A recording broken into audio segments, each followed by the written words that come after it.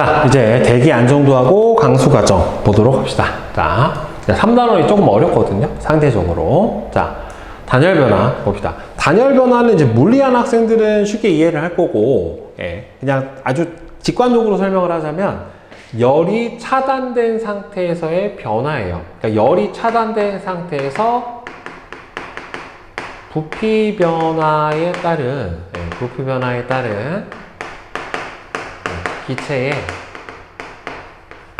온도 변화를 바로 단열 변화라고 얘기를 해줘요. 그래서 크게 두 개예요. 열이 차단된 상태면 보통 이제 외부에서 열이 들어와서 온도가 높아지면 기체 온도가 늘어나고 온도가 낮아지면 기체 온도가 줄어들고 샤를의 법칙으로 이해할 수 있는 그런 부분이 아니라 단열 변화라고 하는 거는 결국에는 외부의 압력이 변해요. 외부의 압력이 감소를 하게 되면은 압력 감소에 따라서 어떻게 되냐면은 부피가 증가하게 됩니다. 기체의 부피가 증가하게 되고, 그러면 대신에 이 모든 과정은 외부하고 열이 차단되어 있는 거예요.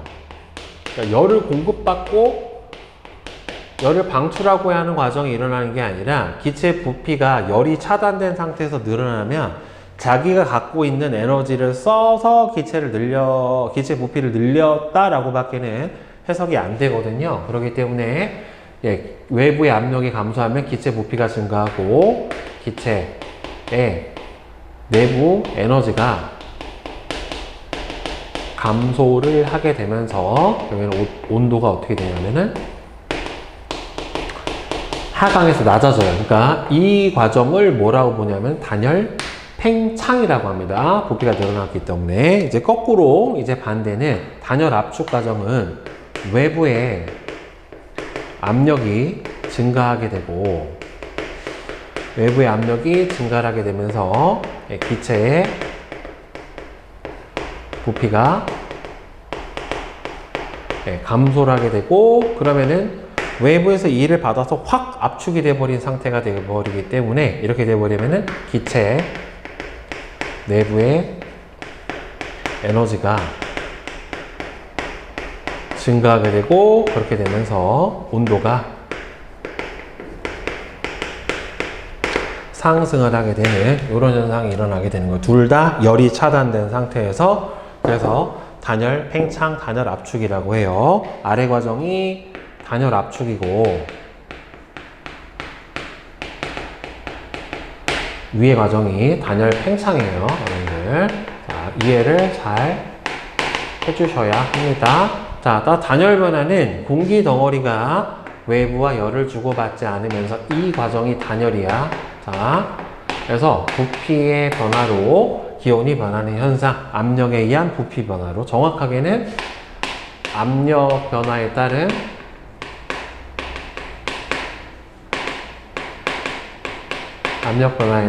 부피 변화로 기온이 변하게 되는 현상을 바로 단열 변화라고 얘기를 해요. 자, 그러면 단열 팽창하고 단열 압축은 선생님이 지금 설명을 해 드렸습니다. 그렇죠? 자, 그래서 단열 팽창은 공기 덩어리가 상승 시 주변 기압이 어차피 상승을 하면 어떻게 되냐면은 지표에서 높이 올라가면 올라갈수록 어떻게 돼요? 즉 기압은 내려간다는 말이에요. 기압은 하강을 하게 되고 위에서 아래로 내려오게 되면은 결국에는 기압은 상승한다는 거죠. 기압 증가가 되게 되니까 단열 팽창은 공기가 위로 상승을 할 때, 단열 압축은 공기가 아래로 하강할 때, 이렇게 두 가지로 비교를 해주면은 저기 구분을 해주면 되겠죠. 공기 덩어리가 상승을 할 때, 그러니까 공기 덩어리가 상승을 하려면 결국에는 주변 기온보다는 더 이 공기 덩어리의 온도가 더 높아야 돼요. 그래서 공기 덩어리가 상승하면서 주변 기압이 낮아져서 공기 덩어리가 팽창하고 내부 에너지 줄어들어서 기온이 낮아지는 거고, 얘는 반대예요. 공기 덩어리가 하강을 하게 된다는 소리는 얘는 주변 기온보다 온도가 더 낮은 경우에는 밑으로 내려와 버립니다. 밀도가 커버리니까. 이렇게 돼서 내부 에너지가 증가해서 기온이 높아지게 되는 현상이 단열 압축 과정이에요. 그러니까 이게 결국에는 단열 팽창을 하면은 결국에는 공기가 상승하는 경우, 단열 압축을 하는 경우에는 공기가 하강하는 경우, 이렇게 두 가지로 여러분들 이해를 해주면 되는 거고. 자, 그러면 이제 단열 감률. 자, 감률이라고 하는 거는 감소하는 비율이라는 뜻인데, 공기 덩어리가 상승 또는 하강하면서 단열 팽창이나 단열 압축을 할 때 높이에 따라서 기온이 변화하는 비율을 바로 단열 감률이라고 얘기를 해줘요. 자, 그러면은 공기가 상승을 하면 어차피 온도가 점점 낮아질 거고, 공기가 하강을 하면 온도가 높아질 텐데, 그러니까 이 높아지고 낮아지는 비율 곡선이에요. 그래서 단열 감률 곡선 또는 단열 감률선 이렇게 얘기를 해주는데, 자, 건조 단열 감률이 있고 수분 단열 감률이라고 하는 게 있어요. 여러분들, 구름이 생성이 되려면 결국에는 이 공기가 수증기로 포화가 돼야 돼요. 공기가 수증기로 포화가 돼서 완전히 꽉 더 이상 증발이 일어나지 못하는 그런 상태까지 포화가 되고, 그 상태에서 공기의 부피가 더 어떻게 되냐면 이제 더 온도가 낮아지게 되면은 공기의 단위 부피가 상대적으로 부피가 줄어드니까 얘가 안에 들어있던 수증기가 그때부터 뭐가 돼요? 응결이 일어난다란 말이에요. 그래서 구름은 공기가 수증기로 포화가 된 상태에서 뭐가 일어나면서 수증기가, 이거 아마 중학교 3학년 때 배웠는데, 수증기의 응결에 의해서 바로 구름이 생성이 되는데, 이때 여러분들 응결이 시작되는 온도를 바로 우리가 뭐라고 불러주냐면은 이슬점이라고 불러주고요. 그래서 응결이 시작되는 온도 이슬점, 그리고 이슬점이 된다, 이슬점에 도달했다는 소리는 결국에는 공기가 수증기로 포화가 되었다라고 하는 소리예요. 그래서 온도와 포화 수증기 앞 곡선을 보게 되면은, 이거 화학한 애들은 알 거야. 네, 온도하고 포화 수증기 앞 곡선을 보게 되면은 앞이라고도 하고 양이라고도 하는데 이렇게 나타나요. 그러니까 온도가 높아지면은 공기가 포함할 수 있는 수증기 양이 늘어서 최대 포함 가능한 수증기 양이 되니까 포화 수증기 앞이 이렇게 점점 높아지거든요. 그리고 이게 포화 수증기 앞 곡선이 지나는 요 점들은 최대로 수증기가 꽉 차 있는 상태가 되기 때문에 요때가 바로 여러분들 우리 흔히 얘기하는 습도, 요거를 상대 습도라고 얘기를 해주는데, 이 포화 상태가 돼버리면은 공기가 수증기로 포화된 상태에서는 상대 습도가 100%가 돼요. 상대 습도가 바로 이렇게 100%가 되는 상태이고, 여기가 다 무슨 상태냐면은 100% 상태예요.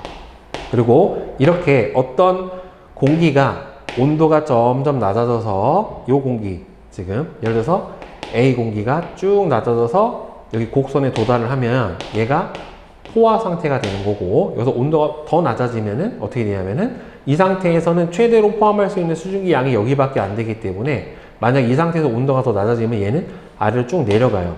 요 차이만큼, 여기서부터 요 차이만큼 수증기 압이 줄어들게 되고, 이 감소한 수증기 압만큼이 뭐가 되는 거냐면 수증기로 응결이 되는 거예요. 그래서 A는 불포화 상태 공기, 온도가 쭉 낮아져서 곡선이 지나는 점으로 가면은 이 상태는 포화 상태의 공기가 되는 거고, 이 포화 상태에 도달하는 여기 온도 T도씨를 바로 뭐라고 불러준다? 이슬점이라고 불러줘요. 응결이 시작되는 온도, 수증기로 포화가 되는 온도를 바로 이슬점, 여기 T도씨. 그러니까 결국에는 이슬점이 낮으면 얘가 포함하는 수증기 양도 어떻게 되는 거예요? 점점 작아지게 되는 거고, 이슬점이 커지면 포함할 수 있는 수증기 양도 많은 거죠. 그러니까 공기가 수증기를 많이 포함하고 있으면은 온도를 조금만 낮춰줘도 금방 포화가 되기 때문에, 따라서 이슬점이 높을 수밖에 없고, 공기가 수증기를 많이 포함하고 있지 않으면 온도를 많이 낮춰줘야지 포화 상태에 도달하기 때문에 이슬점이 낮아지게 되는 거예요. 자, 그러면 건조 단열 감률은 불포화 상태의 공기가 아직, 그러니까 불포화 상태의 공기면 여기서 여기 요런 데 있는 요런 공기야. 그러니까 이 상태가 온도가 쭉 고도가 높아지면서 온도가 낮아지는 비율을 바로 건조 단열 감률이라고 얘기를 해줍니다. 그래서 상대 습도가 100%보다 더 낮은 아직 포화되지 않은 불포화의 공기가 단열 변화를 할 때, 단열 팽창을 하든지 단열 압축을 할 때 높이에 따른 기온 변화의 비율에 해당이 되는 건데 약 100m당 1도씩의 감률을 보이게 돼요. 그러니까 100m 상승하면 1도 내려가는 거고 100m 하강하면 1도 높아지는 거예요. 자, 그 다음에는 수분 단열 감률은 이거는 포화 상태의 공기, 즉 상대 습도가 100%인 공기가 단열 변화할 때 높이에 따른 기온 변화율인데 건조 단열 감률보다는 온도가 더 낮아요. 0.5도에 해당이 돼요. 100m당. 왜 그러냐면은 수분 단열선을 따라서 공기가 상승을 하면은 포화 상태라 여기서 일로 가면서 어떻게 되냐면은 가지고 있었던 수증기 양이 줄어요. 왜? 여기서부터는 온도가 더 낮아지면 응결해서 자꾸 어떻게 되니까 수증기가 응결해서 밖으로 빠져나간단 말이에요. 그러면 이때 수증기가 응결하면서 뭘 방출하기 때문에 응결열을 방출을 하게 되는 거죠. 이 응결열이 이제 앞에서 했었던 그 잠열에 해당이 되는 거죠. 잠열인 응결열을 방출하니까 온도가 감률이 더 작아요. 상대적으로. 자, 그 다음에 이슬점 감률은 그러니까 공기가 포화 상태가 돼서 수증기의 응결이 시작되는 온도인데 얘도 높이가 높아지면 높아질수록 어떻게 되냐면은 점점 낮아지거든요. 자, 보면은 공기가 단열 변화할 때 높이 변화에 따른 공기가 포화 상태에 도달하는 온도의 변화율이 이슬점 변화율이에요. 공기의 이슬점 변화율은 공기가 수증기로 포화 상태가 되는 온도의 변화율인데 불포화 공기는 공기가 상승하면은 단열 팽창을 하기 때문에 단위 부피당 들어있는 수증기 양이 점점 줄어들어서 이슬점이 어떻게 돼요? 낮아져요. 선생님이 이슬점은 수증기 량에 의해서 결정이 된다라고 했었잖아요. 수증기 양이 많으면 이슬점이 높고 수증기 양이 낮으면 이슬점이 낮기 때문에 공기가 상승하면 팽창하면서 단위 부피당 수증기 양이 줄어들게 되니까 이슬점은 점점 낮아지고 포화 상태의 공기는 이미 포화야. 그렇기 때문에 포화 공기의 이슬점 감률은 수분 단열 감률하고 똑같이 100m당 0.5도고 불포화 공기는 0.2도에 해당이 돼요. 그러니까 이 건조 단열 감률선과 이슬점 감률선이 딱 만나면 거기서부터 뭐가 되는 거예요? 수증기의 응결이 시작이 되는 거죠. 왜? 이슬점 온도에 공기가 상승한 온도가 딱 만났다. 그럼 거기서 이슬점에 도달했다라는 소리거든요. 그래서 뒤에서 보면서 선생님이 그 부분은 얘기를 해 드릴게요. 그러니까 수분 단열 감률이랑 이슬점 감률은 서로 같고, 그 다음에 이슬점 감률은 건조 단열 포화 공기의 이슬점 감률이 불포화 공기보다는 더 어떻다? 더 높아요. 0.5도로.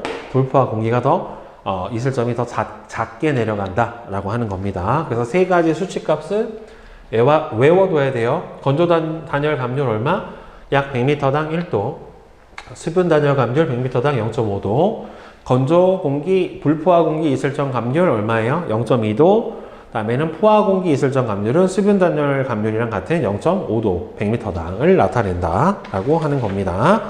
자, 그러면 상승 응결 고도와 팬 현상 보도록 합시다. 자, 맨날 100% 나오고 이거는 계산 문제가 많이 나오는 부분이기 때문에 여러분들 상승 응결 고도라고 하는 건 결국에는 불포화 공기가 상승을 해서 이때 불포화 공기가 상승을 하면은 무슨 상태로 상승을 하냐면은 건조 단열 감률로 상승을 하게 될 거고, 그럼 얘가 어느 순간 쭉 내려가다가 어떻게 돼? 건조 단열 감률로 온도가 낮아지면은 나중에 뭐에 도달해요? 이슬점에 도달할 거란 말이에요. 그러면 응결이 일어나, 즉 이슬점에 도달해서 이슬점에 도달한다는 소리는 결국에 수증기가 포화가 돼서 구름이 생성되기 시작하는 높이가 바로 건조 단열 감률의 상승 응결 고도에 해당이 돼요. 그래서 처음에 공기가 어떻게 될 때는 상승을 할 때는 건조 단열 감률로 쭉 온도가 낮아져요. 그리고 이슬점도 좀 더 낮아지겠지? 그러면은 건조 단열 감률선하고 이슬점 섬이 딱 만나면 기온이 이슬점이랑 같아지게 되면은 그 다음부터는 뭐가 되냐면은 위로 상승을 할 때는 수분 단열 감률에 해당이 되는 거라서 결국에는 기온이 이슬점이랑 같아지는 요 온도가 저 높이가 바로 뭐가 되는 거예요? 상승 응결 고도가 되는 거예요. 저기서부터 수증기의 응결이 시작돼서 구름이 생성이 시작되는 높이에 해당이 되는 겁니다. 그래서 얘는 그 전체 공식이 결국에는 어떻게 되냐면 125 곱하기 T-TD인데 125에서 T하고 TD 값은 뭐냐면은 지표면에서 상승을 시작한 공기의 온도고, 다음 TD는 지표면에서의 뭐에 해당이 되냐면은 이슬점에 해당이 되는 거예요. 그래서 125에서 지표에서의 기온에서 이슬점을 이렇게 빼주면 단인 높이, 미터에 미터, 여기가 바로 구름이 생성이 되는 높이다 라고 보시면 돼요. 그래서 이렇게 건조 단열선에 의해서 온도가 공기가 쭉 내려가고, 건조 공기니까 이슬점 감률선에 의해서 쭉 이슬점도 낮아지다가 상승하는 공기의 온도가 이슬점과 같아지는 요 높이, 여기가 바로 상승 응결 고도에 해당이 되는 거고, 여기서는 무슨 상태예요? 불포화 상태란 말이에요. 수증기로 불포하고 상승 응결 고도가 돼버리면 여기서 이슬점에 도달해서 포화 상태가 되는 거고, 상대 습도가 100이 되잖아요. 그럼 여기서부터는 수분 단열 감률로 해서 쭉 이렇게 올라가게 돼서 온도가 여기서는 100m당 1도씩 낮아지고, 여기서부터는 0.5도씩 낮아지게 돼요. 얘는 건조 이슬점이니까 0.2도씩 낮아졌겠죠, 결국에는. 그래서 둘의 온도가 같아지는 지점이 상승 응결 고도다 라고 보시면 돼요. 그래서 항상 구름이 생성되는 높이에 대해서 물어봅니다. 그리고 나중에는 얼마까지 올라갈 거냐 이런 것도 계산해 주는 문제가 나와요. 자, 그러면 팬 봅시다. 팬. 보통 높새바람이라고 하는 게 바로 이제 팬 현상 때문에 나타나게 되는 현상인데, 불포화 공기 덩어리가 높은 산을 타고 넘어오면서 고온 건조해지는 현상이에요. 그러니까 높은 산을 타고 넘어오면서 산을 출발하기, 즉 높은 산을 넘기 전의 공기보다 넘고 나서의 공기가 더 건조하고 온도가 더 높아져 있는 그런 상태를 바로 팬 현상이라고 해요. 보통 봄철에 영동지방에서 영서지방으로 부는 높새바람이 바로 이 팬 현상에 의해서 일어나게 되는데, 자, 일단 공기가, 그러니까 영동이 어디냐면 태백산맥 동쪽이에요. 영서는 태백산맥 서쪽이니까 여기를 이렇게 넘어오면서 공기가 비를 뿌리면서 건조해지고 따뜻해져서 이제 봄 가뭄을 일으키는 그런 바람을 높새바람, 그때 팬 현상 때문에 일어나게 되는데, 보면은 일단 A에서 B로 공기가 상승을 해요. 이때는 아직 건조 단열 감률이요. 수증기를 포함한 불포화 공기가 상승을 해요. A에서 B까지. 그러면은 건조 단열 감률로 100m당 1도씩 낮아질 거예요. 이슬점은 100m당 0.2도씩 낮아지고, 결국에는 온도가 점점 낮아지니까 상대 습도가 점점 높아지다가 나중에 딱 B가 상승 응결 고도가 되는 거니까 여기서부터는 포화 상태가 돼서 이제부터는 비가 내리기 시작을 하는 거예요. 기온이 이슬점에 도달을 했잖아요. 그러면서 기온 변화는 수분 단열 감률, 이슬점 감률 다 동일하게 올라가면서 100m당 0.5도씩의 온도가 낮아지게 될 거란 말이에요. 여기까지. 자, 그러니까 여기서는 올라갈 때 1도씩 낮아졌고, 그 다음에 여기서 올라갈 때 0.5도씩이 낮아졌다는 말이에요. 이렇게. 자, 그리고 상대 습도는 여기서는 계속 비가 내리고 있고, 비가 내리는 구간에 상대 습도 100%예요. 자, 그럼 여기서 비를 뿌렸기 때문에 C 상태가 돼버리면 여기서는 수증기 양이 이미 감소를 했다란 말이에요. 왜? 비를 뿌려버렸기 때문에 강수를 일으켜서 수증기 양이 줄어버렸어요. 일단은 건조해졌어요. 기본적으로는 건조해졌어. 수증기 양 자체가 줄었으니까. 그 다음부터는 내려오는데, 이제는 아까는 단열 팽창이었고 이제는 단열 압축인데, 내려올 때는 어차피 지금 비를 다 뿌렸고 여기서부터는 불포화 공기가 돼서 어떻게 되는 거예요? 단열 압축이 일어나게 되는 건데, 여기서도 그럼 건조 공기고 여기서도 건조 공기예요. 그러면 여기서는 100m당 1도씩 올라가게 될 거고 여기서도 100m당 1도씩 올라가게 될 거란 말이에요. 아까는 1도 감소하고 0.5도씩 감소했지. 근데 1도 증가하고 1도 증가하니까 상대적으로 C에 여기 도달하면 A보다는 이쪽이 더 기온이 높을 수밖에 없겠죠. 왜 1도 감소하고 0.5도 감소했다 1도 늘어나고 1도 늘어났으니까 온도가 더 높아질 수밖에 없지. 그리고 산을 올라가면서 비를 뿌리고 왔기 때문에 수증기 양이 줄어들었단 말이에요. 결국에는. 자, 그래서 자, B에서 C로 가는 과정에서는 계속 강수를 하게 되고 수분 단열 감소를 따라 온도가 내려가고 이슬점도 똑같이 내려가요. 그 다음에 상대 습도는 계속 100%야. 비가 내리고 있으니. 자, 근데 C에서 D로 내려올 때는 수증기를 더 적게 포함한 불포화 공기가 하강을 해요. 그러니까 이거를 뭐라고 하냐면 이제 실제 수증기량이 감소한 거죠. 그러니까 실제 수증기량 자체가 감소했으니까 결국엔 이슬점이 낮아진 거야. 결국에는. 네. 그다음에 공기가 이제 내려오니까 건조 단열 감률에 따라서 온도가 100m당 1도씩 상승할 거예요. 이슬점은 건조한 공기이기 때문에 100m당 0.2도씩이 상승을 하게 될 거예요. 그 상대 습도는 수증기 양은 줄었고 온도는 높아졌으니까 상대 습도가 어떻게 됩니까? 감소하죠. 참고로 이거 기억 못하는 학생들이 있을 것 같아서 상대 습도는 현재 기온의 포화 수증기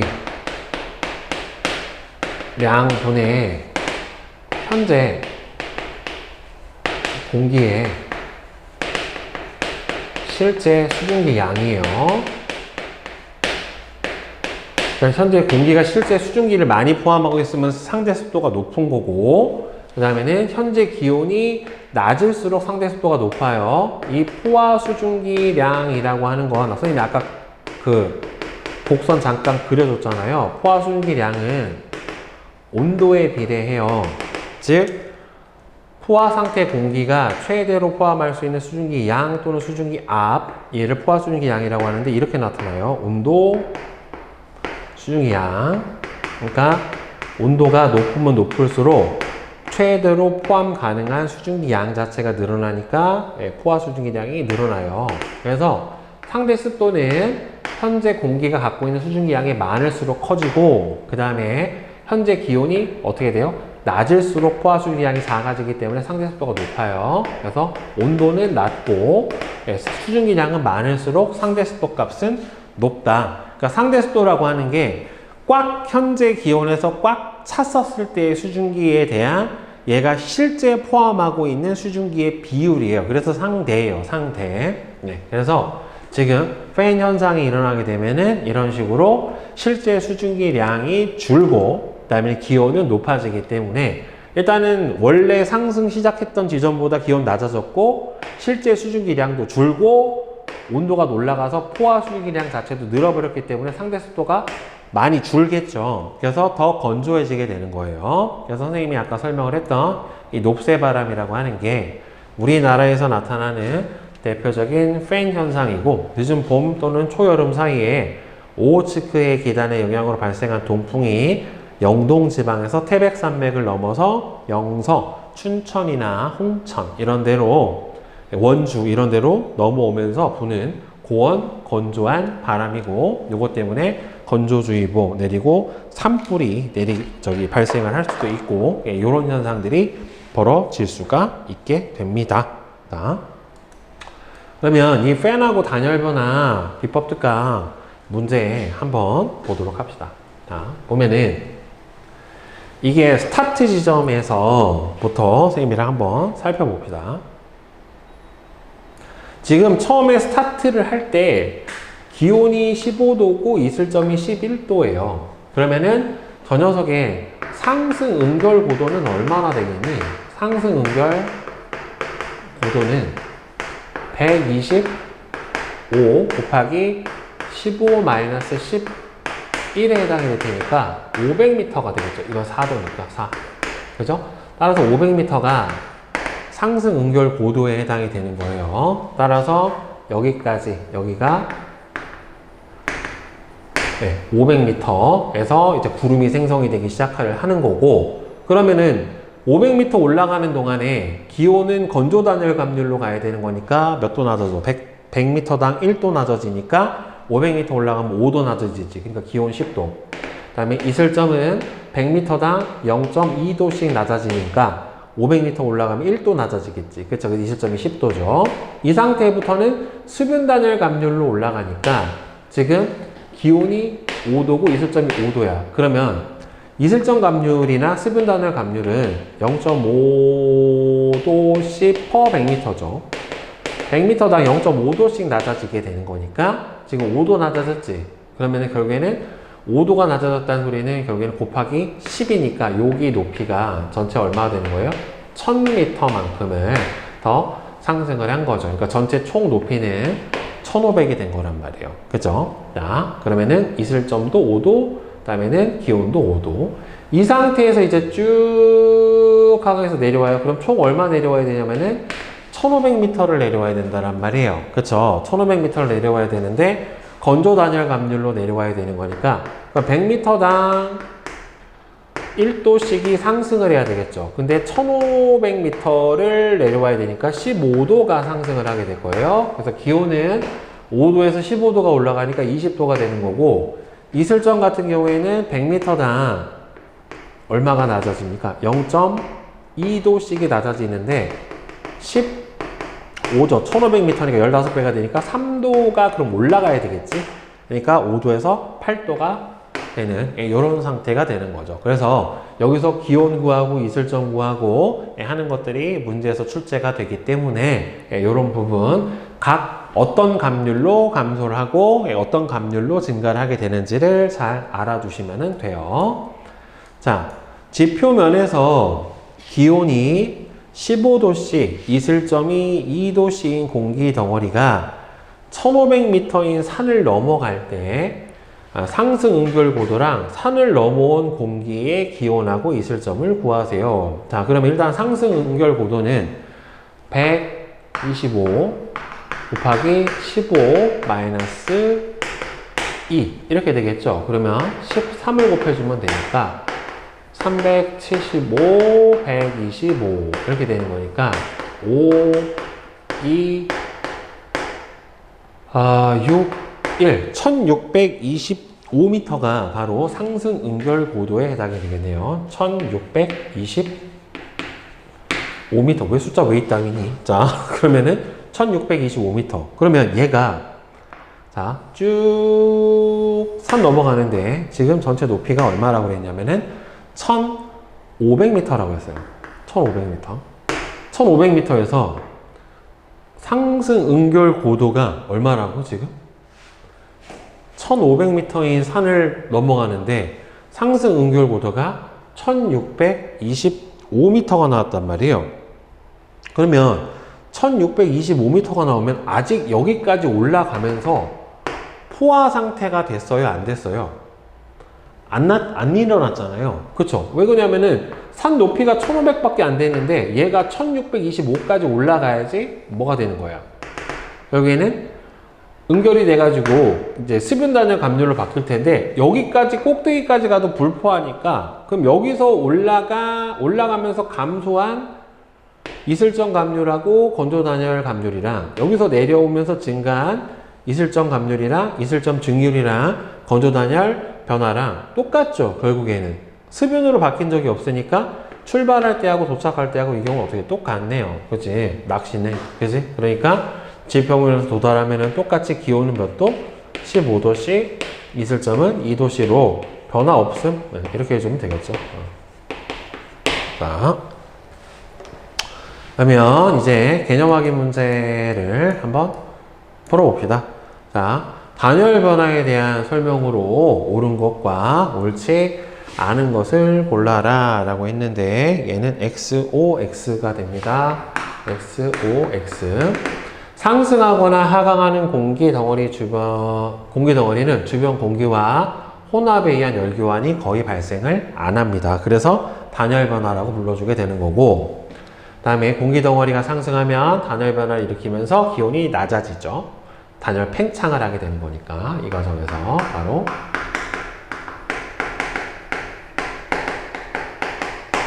단열 압축된 공기 덩어리 내부 공기 분자의 운동 에너지는 단열 압축이 돼버리면은 어떻게 돼요? 단열 압축이 돼버리면은 온도 상승이 일어나니까 온도가 올라가면은 공기 분자 운동 에너지 증가해야 되겠죠. 자, 그 다음에 2번 하고 3번 봅시다.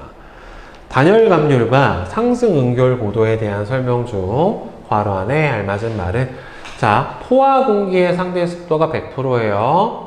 불포화 공기는 100m당 기온이 약 1도씩 낮아지거나 높아지죠. 건조 단열 감률이죠. 포화 공기의 이슬점 감률은 수분 단열 감률하고 똑같이 0.5도씩 per 100m에 해당이 돼요. 기온과 이슬점의 차이가 크면 클수록 상승 응결 고도는 높아지죠. 상승 응결 고도 구하는 식이 125 현재 기온과 이슬점, 그러니까 요 두 차이가 크면 상승 응결 고도가 더 커야 되겠지. 상대 습도가 100% 미만인, 그러니까 불포화 공기의 이슬점 감률은 0.2, 아이고, 자, 100% 미만인 애는 0.2도씩 per 100m에 해당이 되는 거고, 상대 습도가 100%인 공기 이슬점의 감률은 0.5도씩 per 100m로 수분 단열 감률하고 동일합니다. 자, 그 다음에 4번. 그림은 지표 A 지점에서 기온이 20도, 이슬점이 16도인 공기 덩어리가 2500m인 산을 넘어가는 모습을 나타냈대요.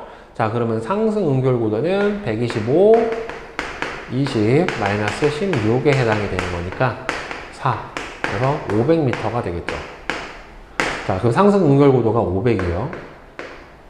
자, 그럼 여기까지 도달을 해서 이슬점에 도달을 한 거죠. 그쵸? 그러면은, 여기가 그러면은 상승 응결 고도는 125고, 아니, 500m고, 자,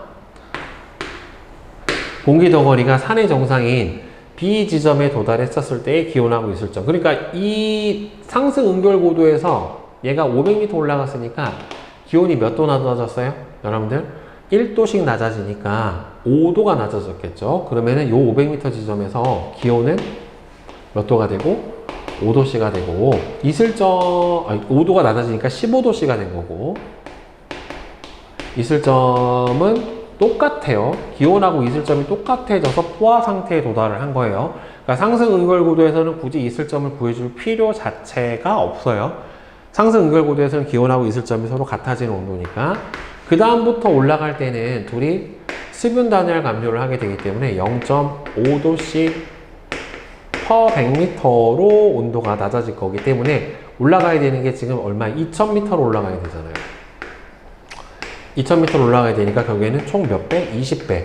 20배가 돼버리면은 얼마예요? 10도씨가 낮아지겠지. 그쵸? 따라서 똑같은 비율로 낮아지게 되는 거니까, 이때 도달하면은 기온 몇 도가 되는 거고, 10도 낮아지니까 기온이 5도씨가 될 거고요. 이슬점도 얼마가 돼요? 똑같이 5도씨가 되겠지요. 그쵸? 자, 그 다음에 5번.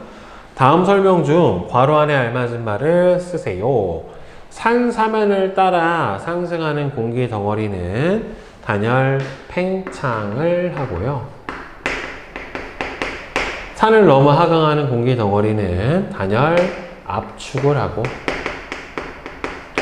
이 과정에서 공기는 산을 넘기 전보다 기온은 상승하고 상대 습도는 감소를 해주게 됩니다. 이와 같이 불포화 공기 덩어리가 산을 넘어오면서 고온건조해지는 현상을 바로 팬 현상이라고 얘기를 해줍니다. 자, 이제 대기 안정도를 한번 봅시다. 자, 여기서도 또 이제 그래프를 해석해서 약간 어려운 부분이 나오니까 잘 보세요. 자, 대기가 얼마나 안정되어 있는가를 이제 그래프를 통해서 분석을 해주는 건데, 공기 덩어리가 또는 얘를 상승 또는 하강시켰을 때 임의로 공기 덩어리를 상승 또는 하강을 시켰을 때 주변 공기와의 기온을 비교를 해서 이 공기가 위로 상승을 할 건지 아니면은 하강을 할 건지를 보고서 대기가 얼마나 안정되어 있는가를 판별을 해주는 건데, 대기가 안정되어 있다라고 하는 거는 대류 현상이 일어나지 않는다요. 그러니까 대류 현상이 일어나지 않는다는 소리는 아주 간단하게 얘기하면은 공기가 상승하지 않는다라고 해석을 해주면 돼요. 이 공기가 상승해도 다시 원래 상태로 내려오고, 다음에 내려놔도 올라가고 해서 원래 상태로 유지가 되려고 하면은 바로 그게 바로 대기가 안정되어 있다라고 얘기를 해줍니다. 대류 현상이 잘 일어나지 않는 경우에 하네요. 그러니까 우리가 성층권에서 보통 이제 대기가 안정되어 있다라고 얘기를 해주고, 그 다음에는 해수온을 봤었을 때 수온 약층이 안정되어 있다라고 하잖아요. 그러니까 안정되어 있으면 대류 현상이 잘 일어나지 않는 경우를 보통 우리가 이제 안정되어 있다라고 얘기를 해주는데, 보면은 이렇게 상승이나 하강시켰을 때 원래의 위치로 되돌아가려고 하거나 원래 위치에서 멀어지려는 현상, 그러니까 원래 위치로 되돌아가려고 하는 거가 바로 안정된 대기층에 해당이 되는 거고, 원래 위치에서 멀어지려고 하는 게 결국에는 불안정한 대기다라고 볼 수가 있어요. 자, 그러면 이 그래프에서 봅시다. 일단 첫 번째 뭘 제일 먼저 봐야 되냐면 기온 변화선을 먼저 봐야 돼요. 그러니까 상승하는 공기가 주변에 있는 기온 변화선보다 상승을 시켰을 때 더 높냐 낮냐를 봐야 되는데 왜 이렇게 안 똑바로냐. 자, 이게 기온 변화선이에요. 그러면 건조 단열선이라고 하는 거는 건조한 공기가 상승했었을 때, 그 다음에 수분 단열선은 포화된 공기가 상승했었을 때, 불포화 공기하고 포화 공기가 둘 다 상승을 했었는데, 상승을 했었을 때 절대 안정은 뭐냐면 두 공기가 지표면에서 둘이 지금 온도는 같은데 둘 다 상승을 시켜도 2kg선을 기준으로 보자. 2kg만큼을 상승을 했었을 때 불포화 공기나 포화 공기나 주변 공기보다 어떻게 돼요? 기온이 낮죠. 그러니까 지금 기온 변화선은 주변 공기가 기온이 이만큼이고 상승한 공기가 주변 공기보다 기온이 둘 다 어떻게 돼요? 낮단 말이에요. 이렇게 돼버리면은 공기가 기온이 낮다라는 소리는 결국에는 공기의 기온이 낮다라는 소리는 밀도가 크다 라고 해석을 해줄 수가 있기 때문에 이 경우는 공기가 어떻게 됩니까? 도로 밑으로 내려와요. 이렇게 쭉. 주변 기온보다 더 기온이 낮으니까 이렇게 내려와 버립니다. 그래서 기온 감률하고 수분 단열 감률을 봤었을 때 수분 단열 감률이 더 기온 감률보다 크다. 그러니까 감률이 크다라는 소리는 같은 온도로 올라갔었을 때 온도가 더 낮다라는 소리예요. 그래서 공기 덩어리에 포화 여부랑 상관없이 주변 기온보다 온도가 낮기 때문에 밀도가 커서 밑으로 내려와 버리는 거예요. 공기가 더 이상 상승하지 못하기 때문에 이 경우는 절대 안정하다라고 볼게 되는 거예요. 따라서 공기가 상승을 못하는 거고, 절대 불안정 같은 경우에는 이거랑 딱 반대예요. 즉 기온 변화선보다 주변 공기가 더 기온이 어떻게 되는 거예요? 더 높은 거예요. 즉 얘가 기온 변화선인데 똑같이 2kg만큼을 상승을 시켰을 때 2kg의 공기보다 2kg에 있는 주변 공기의 기온보다 건조 단열, 즉 불포화 공기와 포화 공기의 온도가 어떻게 돼요? 지금 주변 공기보다 더 온도가 어떻게 됩니까? 높죠. 그러면은 주변 공기보다 온도가 높다는 소리는 요거의 반대죠. 공기의 기온이 높다는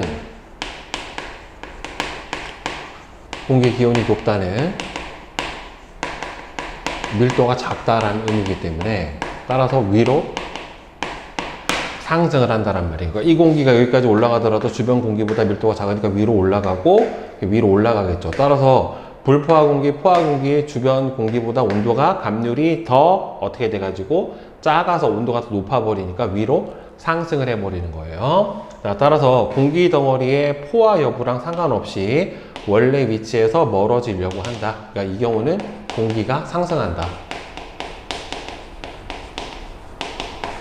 자, 그 다음에 조건부 불안정은 하나는 안정하고 하나는 불안정한 거야. 즉 가운데가 기온 변화선이거든요. 이게 자 여기가 기온 변화선에 해당이 되는 건데 지금 수분 단열선 즉 포화된 공기는 상승을 했었을 때가 주변 공기보다 기온이 어떻게 돼요? 더 높아요. 수분 단열선을 보면은 더 기온이 높다. 즉 포화 공기는 불안정하고 그 다음에 건조 단열선 같은 경우는 보니까 지금 어떻게 돼요? 주변 공기보다 어떻게 됩니까? 온도가 더 낮죠. 따라서 불포화 공기는 안정한 거예요. 결국에는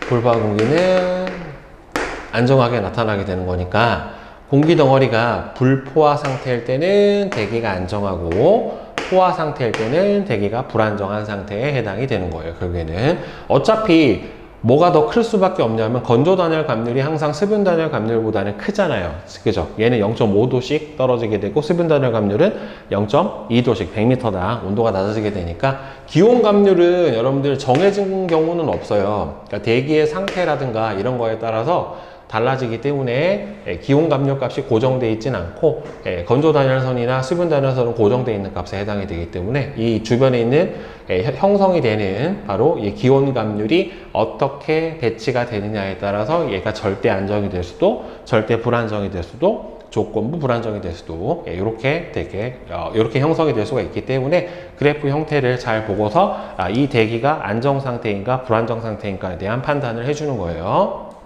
자, 그 다음에 역전층.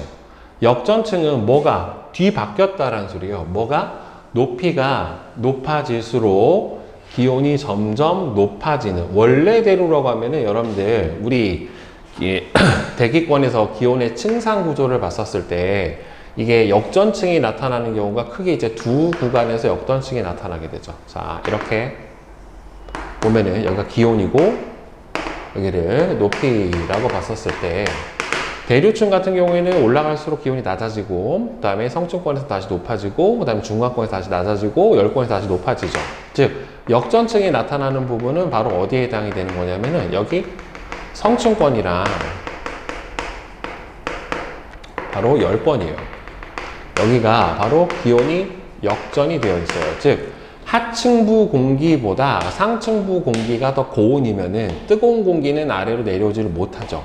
차가운 공기는 위로 올라가지를 못하니까 대류 현상이 일어나지 않는 즉 기온이 대류권하고 비교를 했었을 때 대류권은 아래가 고온이고 위에가 저온에 해당이 되다 보니까 뜨거운 공기가 위로 상승하고 차가운 공기가 아래 내려오면서 대류 현상이 활발하잖아요.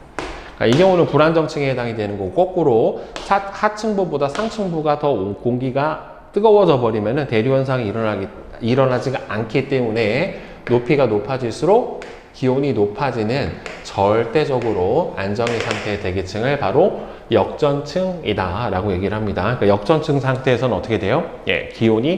공기가 대류를 하지를 못해요. 자, 그래서 대기 안정도에 따른 구름이 어떻게 생성이 되느냐 그리고 구름의 발달하는 정도나 높이가 어떻게 되느냐가 달라지게 되는데 보면은 절대 안정한 대기층에서는 연직 운동이 제한돼요.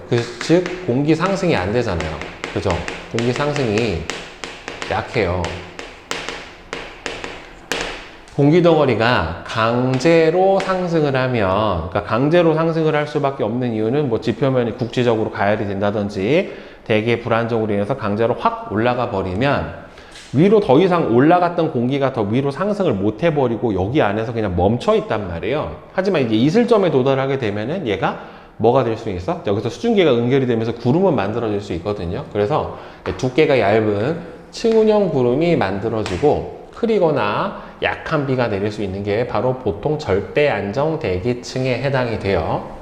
그러니까 공기가 가열돼서 상승을 했는데 지금 보면은 기온 변화선보다 건조 단열선, 수분 단열선이 어떻게 되는 겁니까? 둘 다 낮죠. 위에서 했던 것처럼. 그러니까 이렇게 돼버리면은 상승 기류가 약하니까 공기가 위로 솟지를 못하고 옆으로 퍼져버리게 되는 거예요. 그래서 보통 이렇게 절대 안정 대기층에서 구름이 생긴다라고 하면은 층운형의 바로 구름이 형성이 되게 돼요.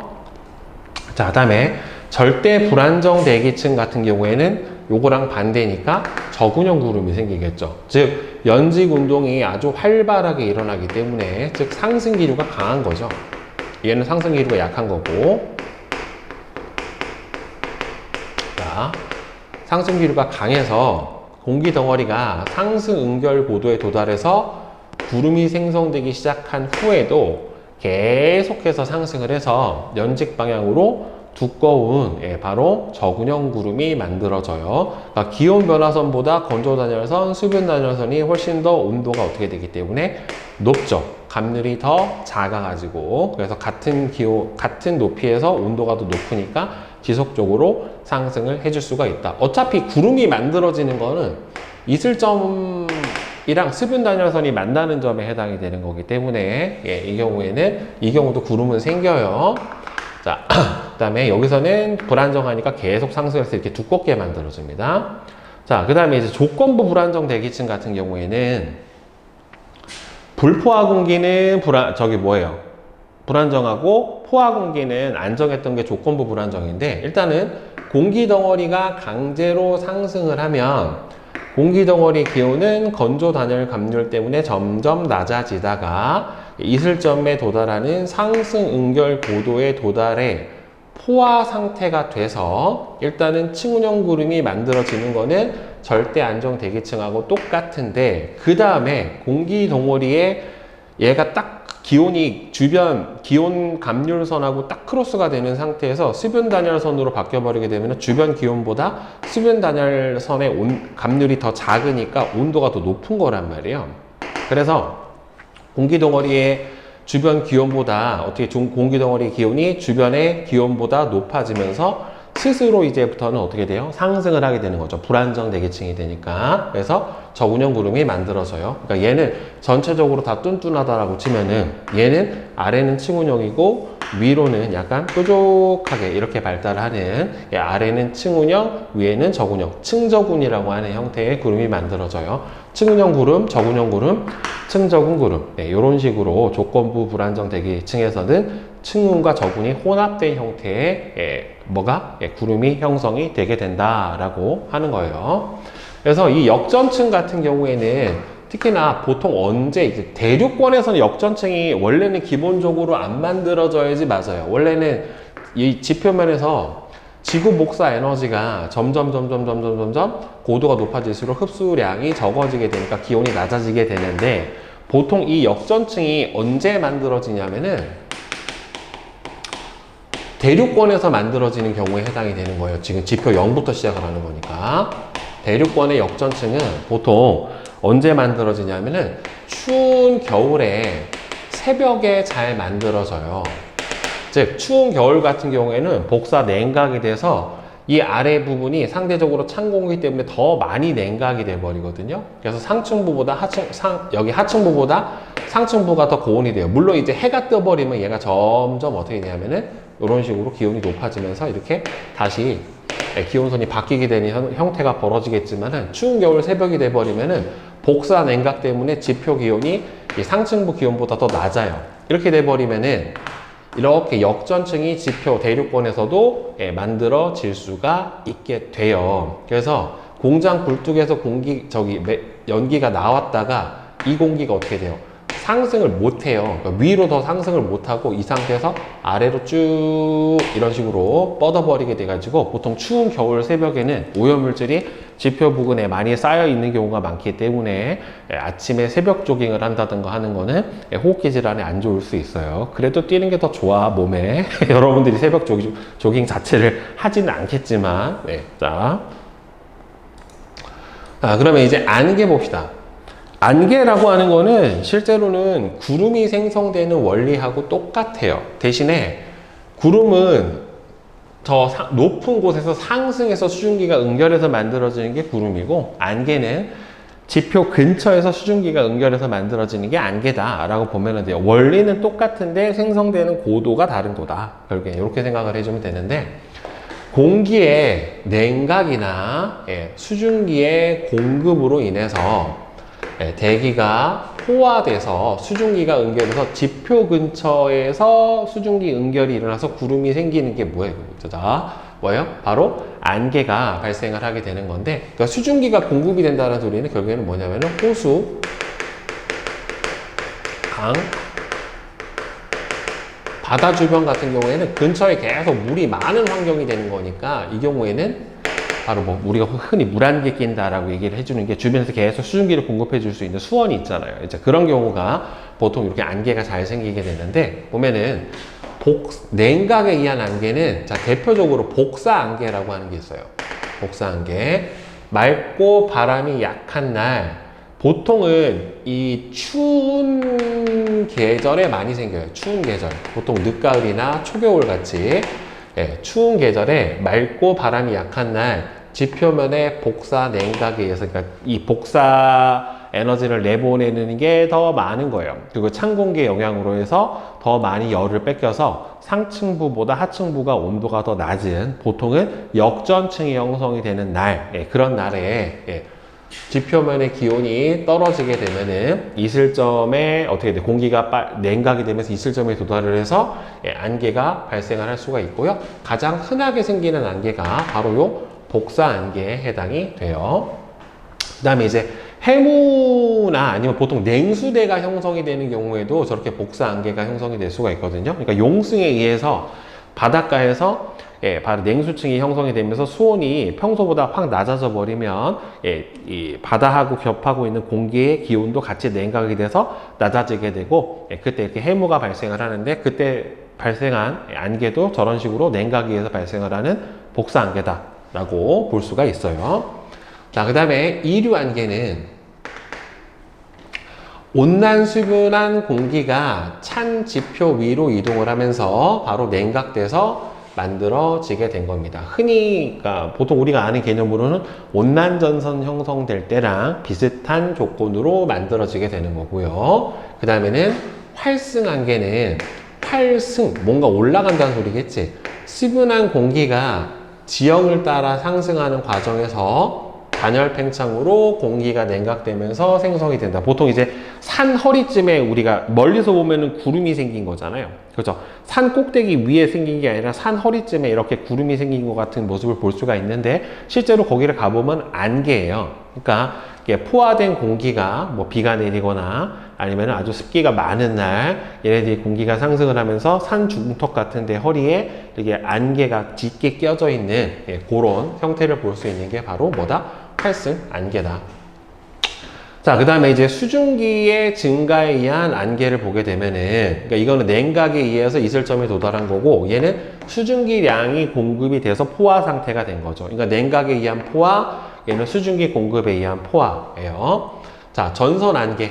전선 부근에 내린 비가 차가운 공기층에서 증발해서 지표면의 대기를 포화시키면서 만들어지게 됩니다. 보통 이제 한랭전선 주변에서, 그쵸? 만들어지겠죠.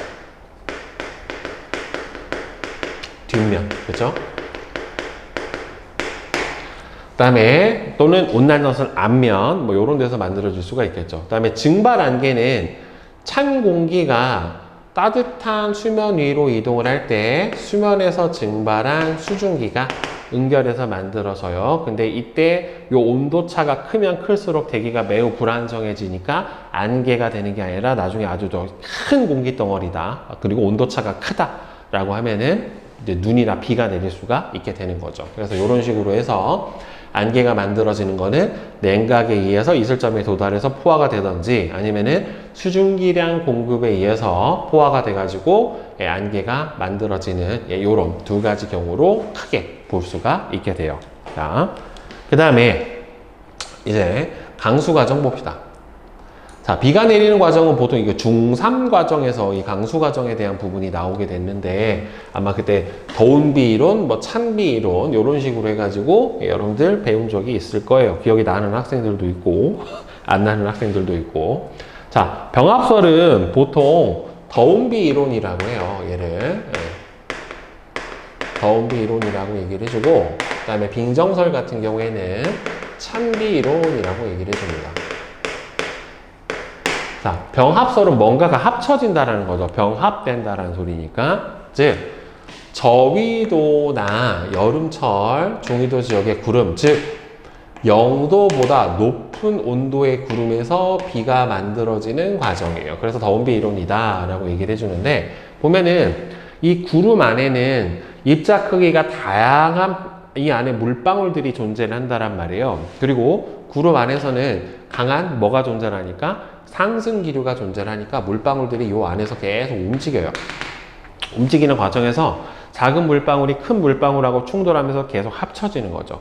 합쳐지고 하면서 이 물방울이 계속 성장을 해서 얘가 이 상승 기류보다 중력이 더 크면 어떻게 되는 거예요? 이때 얘가 뚝 밑으로 이제 떨어져 버리게 되는 거죠. 그래서 이제 비가 오게 되는 거를 바로 병합설이라고 합니다.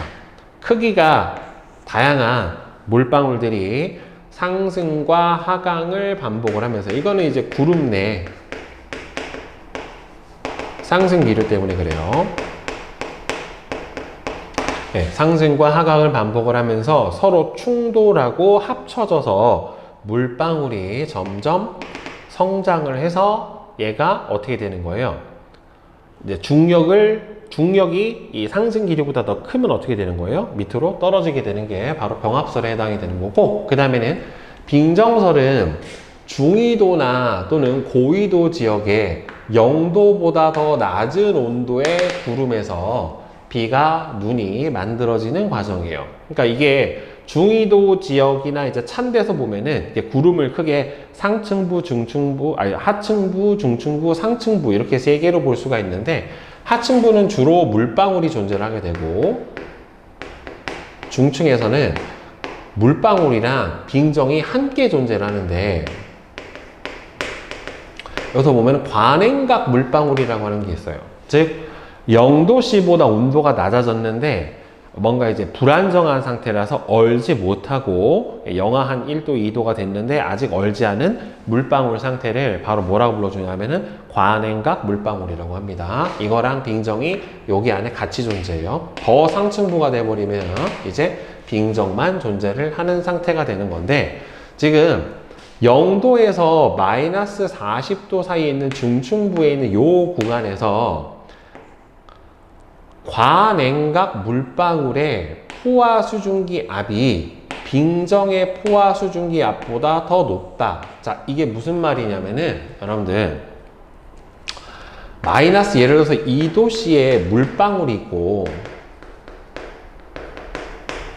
그 다음에 마이너스 2도씨의 빙정이 있어요. 빙정은 얼음이에요.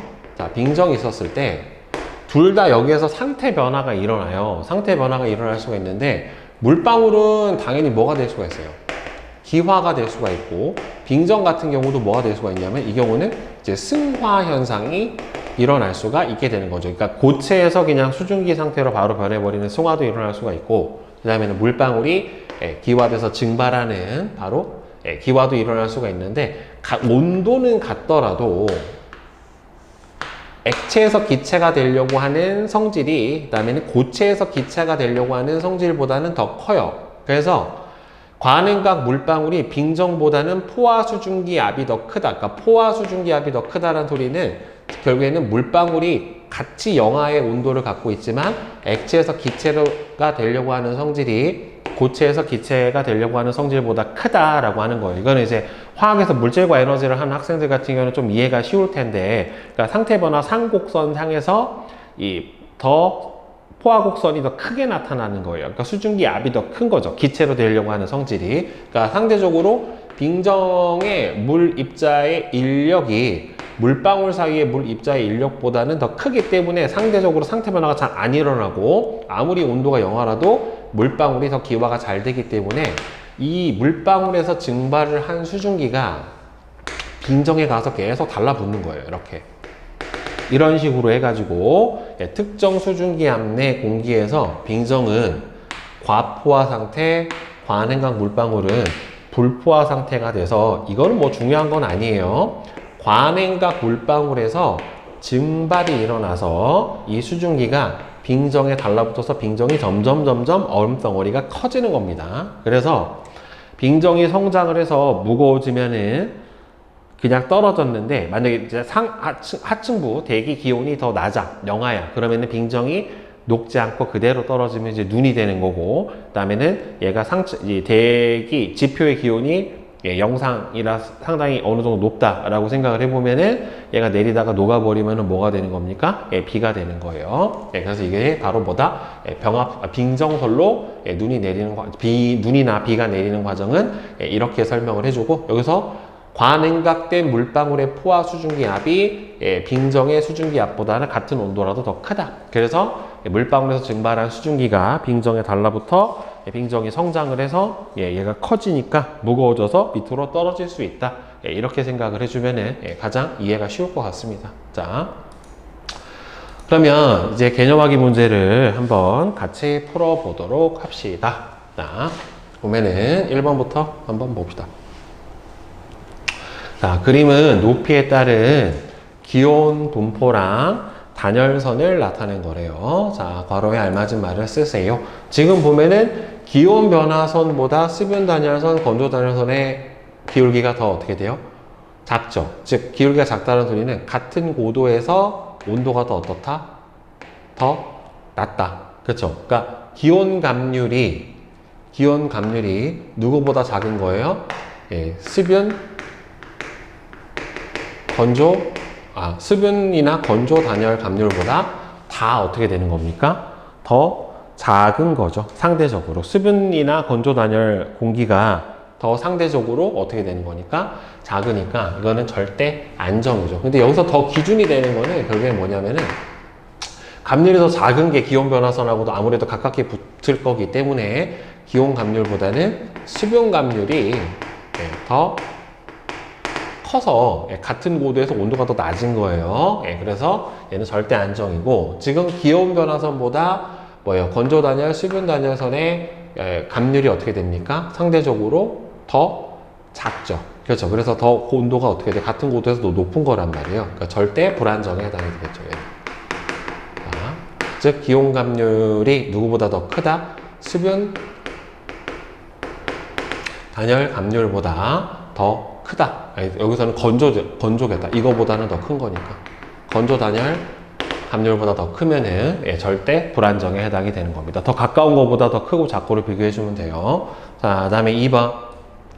그림은 두 지역 가와 나에서 높이에 따른 기온 분포를 나타낸 것이다.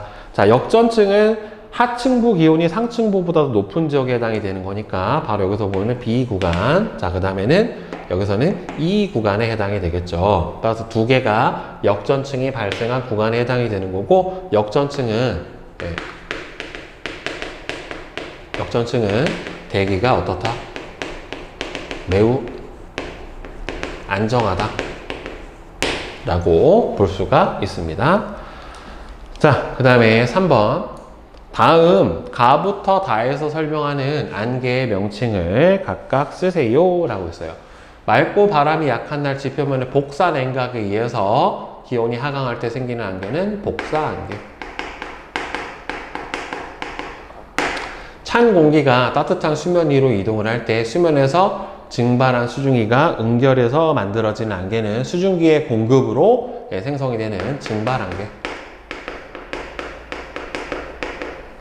온난수분한 공기가 찬 지표로 이동을 해서 냉각을 하면서 만들어지는 안개는 이류 안개 이렇게 해당이 되겠죠. 자, 가끔 이제 주관식으로 또는 객관식으로 시험 문제에 종종 출제가 돼요. 구분을 잘 해줘야 돼요. 그 다음에 4번. 마이너스 40도, 영하 40도에서 0도 사이인 구름의 중간층에는 과냉각 물방울하고 빙정이 함께 존재를 하게 되죠. 여기가 이제 구름의 중층부에 해당이 되는 부분이고, 이들의 포화 수증기압의 차이는 서로 달라서, 그렇죠? 특정 수증기압 내에서 공기에서 불포화 상태가 되는 거는 이제 과냉각 물방울이고, 불포화 상태고, 빙정은 과포화 상태가 되는 거예요. 그래서 디귿에서 증발해서, 즉 과냉각 물방울에서